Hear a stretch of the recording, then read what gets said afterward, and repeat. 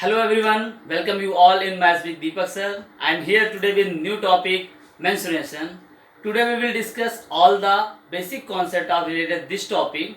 So before starting chapter, firstly हम जानते हैं कि व्हाट इज द मेंसुरेशन.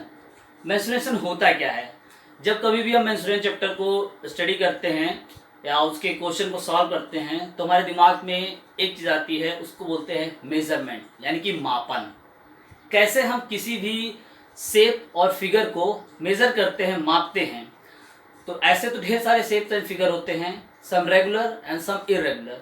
तो यहाँ पर मैंने कुछ रेगुलर और इरेगुलर शेप को डिफाइन किया है.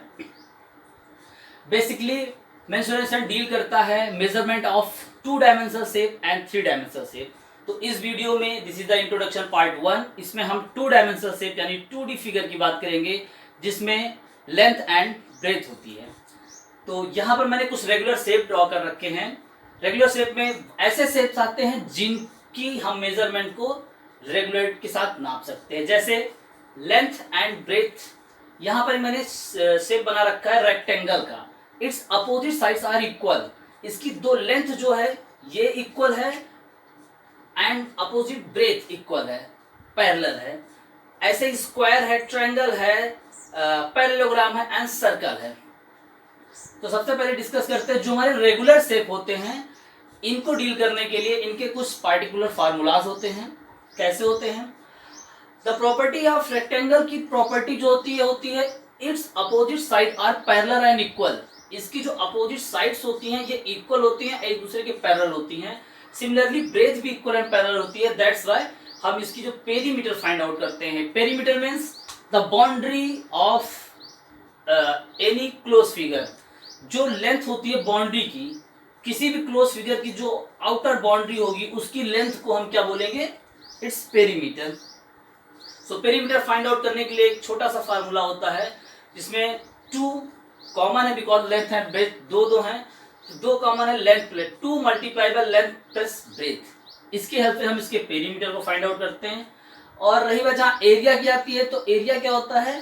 The inner surface of any close figure, कि वो कितना स्पेस, कितना सरफेस ऑक्युपाइज कर रहा है जो उस क्लोज फिगर के अंदर में आता है. सो एरिया फाइंड आउट करने के लिए मैंने यहाँ अलग से लिख रखा है जिसको हम फाइंड आउट करेंगे लेंथ मल्टीप्लाई बाय ब्रेथ से.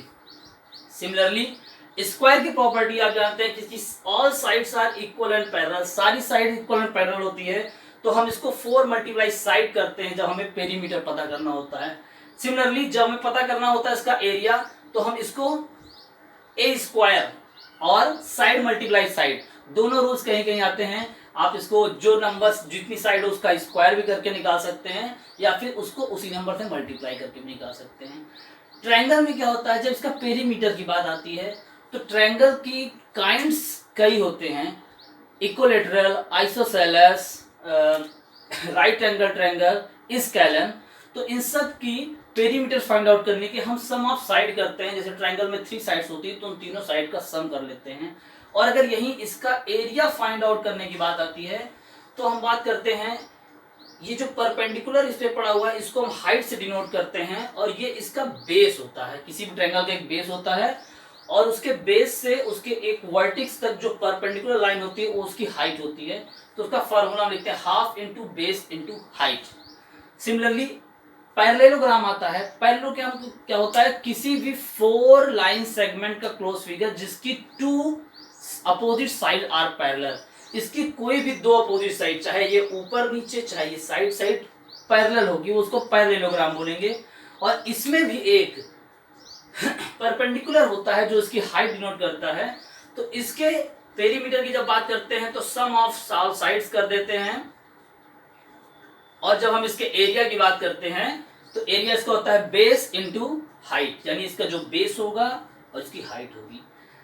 अब बात करते हैं सर्कल की. जो हमारे रेगुलर शेप में सर्कल आता है, सर्कल एक कर्व लाइन से घिरा हुआ एक फिगर होता है, क्लोज फिगर होता है.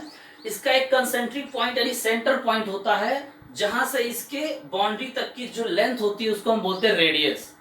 तो इसका जब सर्कमफ्रेंस यानी कि इसको पेरीमीटर के बजाय इसको हम सर्कमफ्रेंस के नाम जानते हैं, पेरीमीटर भी कह सकते हैं, इसको फाइंड आउट करना हुआ तो इसके लिए हमारा जो फार्मूला होता है 2 पाई होती है पाई की एक फिक्स वैल्यू होती है, जो हमें आपको पता है पाई की एक फिक्स वैल्यू होती है जिसको हम 22/7 से डिनोट करते हैं, ठीक है। कहीं कहीं इसको 3.14 इससे भी डिनोट करते हैं। ये डिपेंड करता है कि क्वेश्चन कैसा पूछा है, बिकॉज सम टाइम क्या होता है कुछ क्वेश्चन हमारे पार्टिकुलर दिस वैल्यू के अकॉर्डिंग पूछ लेते हैं, नहीं तो हम 22/7 के अकॉर्डिंग ही सॉल्व करते हैं।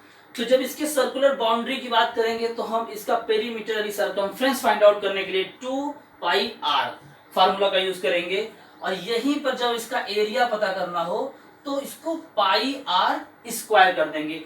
r क्या यहाँ डिनोट कर रही है, r डिनोट कर रही है the length between concentric point of circle to the its boundary. इसकी बाउंड्री और सेंटर कंसेंट्रिक पॉइंट के बीच की जो लेंथ होती है ये इसका रेडियस होता है। तो ये तो आपके रेगुलर शेप के कुछ फार्मूलाज थे जिनकी बिहाफ पे हम 2 डायमेंशनल शेप को डील करते हैं, उनसे रिलेटेड क्वेश्चन को, चाहे उसका पेरीमीटर पता करना हो चाहे उसका वो एरिया पता करना हो। बट यहाँ पर सम इरेगुलर शेप्स आते हैं, और इरेगुलर शेप में क्या होता है कि हमने बेसिकली बात किया कि पेरीमीटर की। जब हम पेरीमीटर की बात करते हैं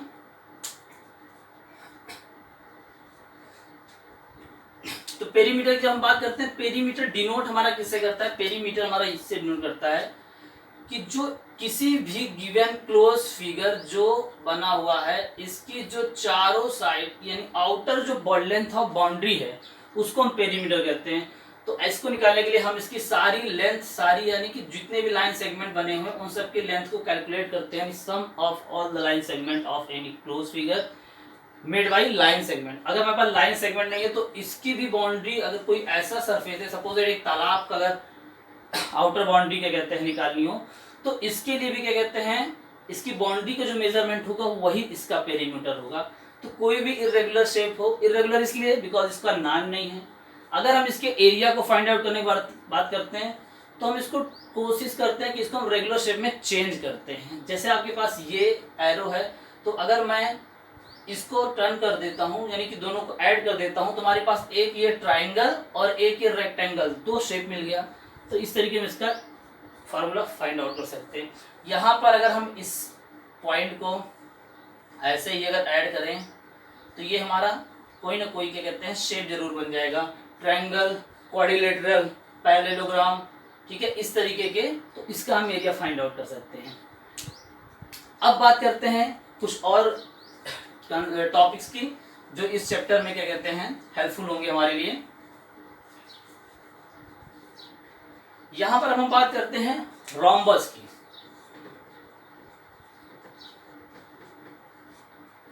रोम्बस एक तरीके का स्क्वायर के जैसा होता है बिकॉज इसकी प्रॉपर्टी कुछ स्क्वायर जैसी मिलती है। ये एक इसे टिल्ड शेप होता है बट इसकी ऑल साइड्स जो होती हैं वो इक्वल होती हैं और इसकी अपोजिट साइड्स पैरेलल होती हैं। अब रोम्बस का पेरीमीटर जब करेंगे बिकॉज ऑल साइड इक्वल है तो इसका पेरीमीटर फाइंड आउट करने के लिए हम सेम फार्मूला लगाएंगे 4 इंटू साइड।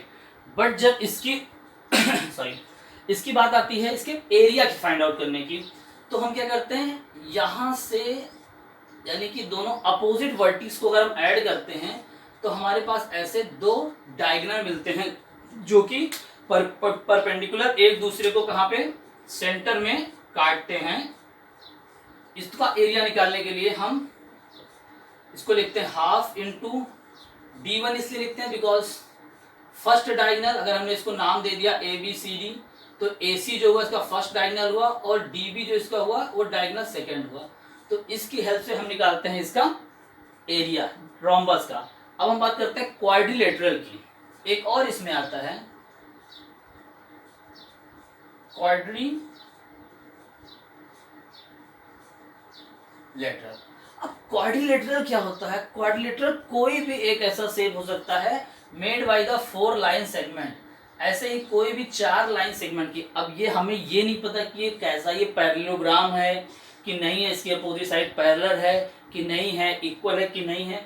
तो इसके फार्मूले को फाइंड आउट करने के लिए हम इसको कन्वर्ट करते हैं। कैसे, अगर हमने इसको नाम दे दिया ABCD, अगर हमने इसको इस तरीके से नाम दे दिया और हमने AC यानी कि इस वर्टिक्स से इस वर्टिक्स को मिलाया और इस वर्टिक्स से इस वर्टिक्स को मिलाया, तो हमारे पास जो AC हुआ और दूसरा जो DB हुआ, ये इसके डायगोनल हुए।